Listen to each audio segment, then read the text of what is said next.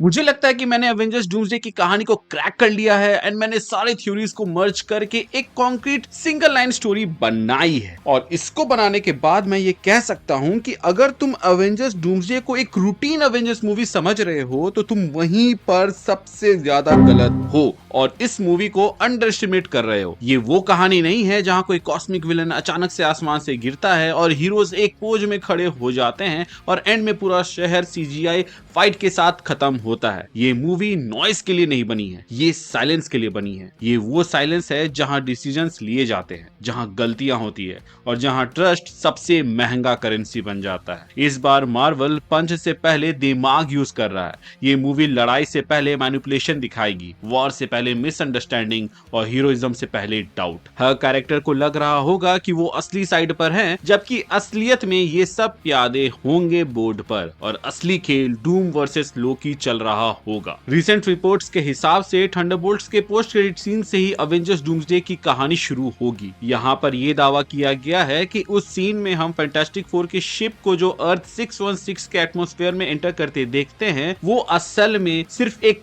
Entry नहीं है किसी फॉरेन शिप की, बल्कि ये अनाउंसमेंट है कि मल्टीवर्स ऑफिशियली अब एक दूसरे से टकराने वाला है। अगर ये शिप यहाँ पे आ रहा है तो उसके साथ एक और नाम भी वहां पर आ रहा है जो पूरे एमसीयू की नींव को हिला देगा और वो है डूम। लेकिन यहाँ पर एक बहुत ही इंपॉर्टेंट डिस्टिंक्शन समझना जरूरी है। डूम यहाँ किसी कॉन्करर की तरह नहीं आता जो दुनिया पर कब्जा करना चाहता हो। वो यहाँ एक रेफ्यूजी बनकर आता है। वो कहेगा कि उसका पूरा यूनिवर्स खत्म हो चुका है और इनकर्जन ने उसके अपनों को और उसकी दुनिया को डिस्ट्रॉय कर दिया। जब कोई कैरेक्टर इतने बड़े लॉस के साथ आता है तो हीरोज उसे एज अ थ्रेट नहीं देखते बल्कि एज अ विक्टिम समझते हैं और डूम इसी साइकोलॉजी पर अपना पूरा गेम खेलेगा। अब यहाँ पर आता है वो मोमेंट जिसका सबको इंतजार रहेगा मूवी के अंदर, और वो है कि जब डूम पहली बार एवेंजर्स के सामने अपना मास्क उतारेगा, जिसके बाद उन एवेंजर्स के सामने टोनी स्टार्क का चेहरा यानी कि आरडीजे का फेस होगा। यहाँ पर ये सिर्फ एक फैन सर्विस नहीं है, ये डूम का सबसे बड़ा वेपन है। इमेजिन करो उस जगह पे अगर पीटर पार्कर होगा तो उसका रिएक्शन क्या होगा।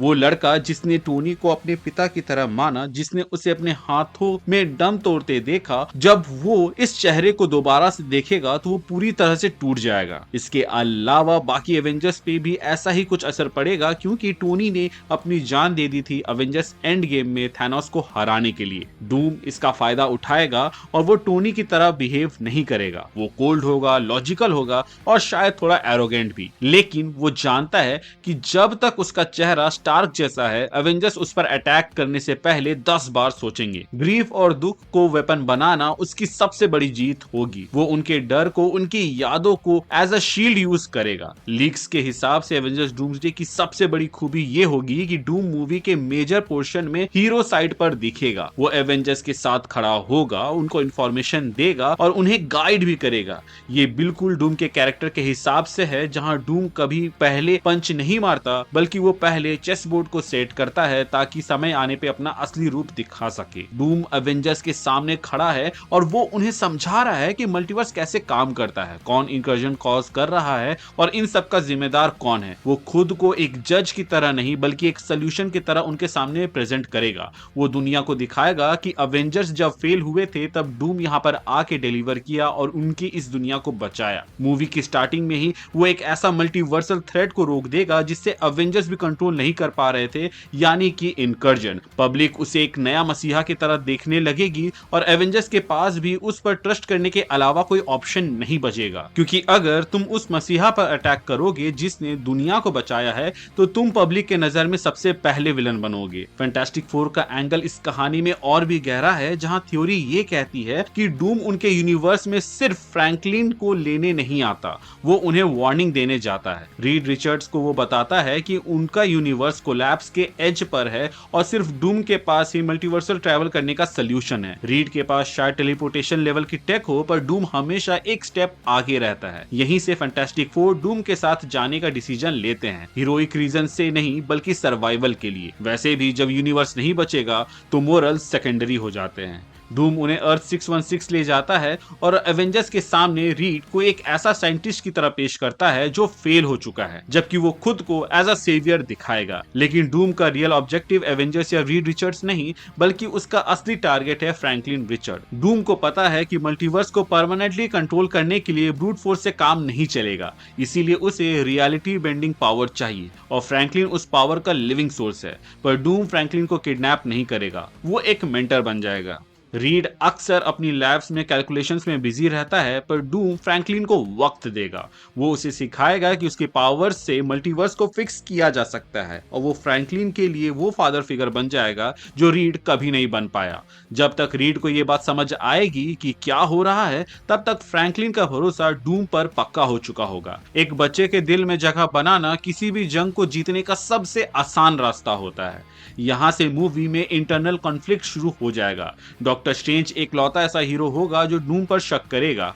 उसे डूम की बातों में लॉजिक तो दिखेगा, पर उसके पीछे छिपी हुई डार्क मैजिक की बू भी आएगी। स्ट्रेंज ने नो वे होम में और मल्टीवर्स ऑफ मैडनेस में पहले ही इतनी गलतियां कर दी है कि बाकी एवेंजर्स जैसे कि कैप्टन मार्वल या सैम विल्सन उसकी बात को सीरियसली नहीं लेंगे और उसको इस चीज में कंसीडर नहीं करेंगे। और डूम इसी बात का फायदा उठाएगा। वो एवेंजर्स को अंदर से तोड़ देगा बिना एक भी मुक्का मारे। स्ट्रेंज आइसोलेटेड हो जाएगा और डूम का रास्ता साफ हो जाएगा। मूवी का मिड पॉइंट ट्विस्ट तब आएगा जब एवेंजर्स को डूम की असलियत पता चलेगी।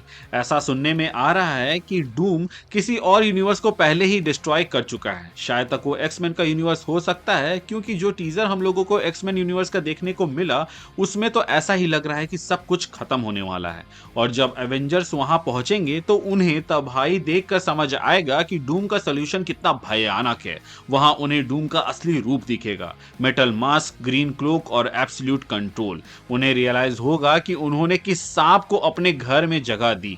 इस पॉइंट से मूवी का टोन पूरी तरह से शिफ्ट हो जाएगा। ये फिल्म अब हीरो वर्सेस विलन की नहीं, बल्कि आइडियोलॉजी वर्सेस आइडियोलॉजी की बन जाएगी। डूम का लॉजिक बहुत ही क्लियर है कि मल्टीवर्स को बचाने के लिए कुछ यूनिवर्सेस को मारना जरूरी है, जबकि एवेंजर्स का लॉजिक है कि एक भी जान जानबूझकर नहीं जाना चाहिए सैक्रिफाइस के नाम पर। जब दोनों तरफ से आर्गुमेंट्स इतने पावरफुल होंगे तो कॉन्फ्लिक्ट मोरल बन जाता है। डूम की ओरिजिन भी इस कहानी का बहुत ही इंपॉर्टेंट पार्ट होगी, क्योंकि उसी से वेट ऐड होगा। डूम की मां यानी कि सिंथिया वॉन डूम की कहानी उसके हर एक्शन का बेस होगी। कॉमिक्स में डूम का ऑब्सेशन सिर्फ पावर नहीं था, उसका ऑब्सेशन अपनी मां की सोल को हेल से निकालना था। सिंथिया ने डार्क एंटिटी के साथ डील की थी, जिसके वजह से उसकी मौत हुई। डूम ने पूरी जिंदगी अपने साइंस और मैजिक को मिक्स करने में लगा दिया ताकि वो अपनी मां से बात कर सके। उसी प्रोसेस में वो मशीन बनी थी जो ब्लास्ट हुई और उसका चेहरा खराब हो गया। अगर मार्वल इस ओरिजिन को टच करता है तो वो डूम को सिर्फ एक मास्टरमाइंड नहीं बनाएगा, बल्कि एक ट्रैजिक कैरेक्टर भी बना देगा। एक ऐसा आदमी जो सब कुछ कंट्रोल करना चाहता है क्योंकि उसने बचपन में सब कुछ खो दिया। एवेंजर्स डूम्सडे और सीक्रेट वार्स के बाद भी एमसीयू को डूम की जरूरत पड़ेगी। उसे फ्यूचर सागा का सेंट्रल पिलर बनाया जा सकता है, तो उसका इमोशनल फाउंडेशन स्ट्रांग होना चाहिए इस मूवी के अंदर। सिर्फ पावर से काम नहीं चलेगा, बल्कि पेन और लॉस दिखाना पड़ेगा। इसी वजह से सुपरनैचुरल साइड्स का दरवाजा भी खुलेगा। डूम का आर्क नेचुरली डॉक्टर स्ट्रेंज और हेल डायमेंशन की तरफ जाएगा, जहां कॉमिक्स में डूम और स्ट्रेंज मिलकर डूम की मां का सोल को रेस्क्यू करते हैं, जो मार्वल की सबसे हेवी स्टोरीज में से एक है। मूवी का एंड लाइकली इसी पॉइंट पे होगा जहां डूम का मास्क मेटाफोरिकली उतर जाएगा और एवेंजर्स को समझ में आएगा कि डूम को रोका नहीं जा सकता, सिर्फ डिले किया जा सकता है। इनकर्जन्स को रोकना नामुमकिन हो जाएगा और मल्टीवर्स के जो क्रैक्स हैं वो इतने बड़े हो जाएंगे कि उनको भरना ही नामुमकिन हो जाएगा। तब डूम अपना फाइनल कंक्लूजन